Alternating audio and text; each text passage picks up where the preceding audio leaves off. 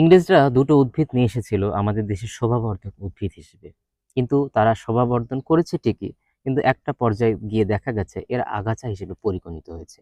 এরকম দুটি উদ্ভিদ হচ্ছে, একটা ল্যান্টানা, যেটাকে আমরা বাংলায় বলি কুটুসকাঁটা, এর বৈজ্ঞানিক নাম হচ্ছে ল্যান্টানা কামারা।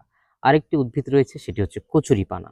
তো কচুরিপানার আপনারা দেখেছেন সারা বাংলাদেশে, শুধু সারা বাংলাদেশ নয়, মানে ভারতবর্ষে কিভাবে এটা ছড়িয়ে পড়েছে। একদম নদী নালা থেকে শুরু করে পুকুর এবং জলাশয়গুলো একদম কচুরিপানা দিয়ে ছেয়ে গেছে। যদিও কচুরিপানার অনেক বহুবিধ ব্যবহার রয়েছে, তারপরও আপনাদের জানিয়ে রাখি যে এ দুটি উদ্ভিদ আমাদের দেশে আনা হয়েছিল শোভাবর্ধক হিসেবে, কিন্তু এরা ছড়িয়ে গেছে একদম আগাছা রূপে।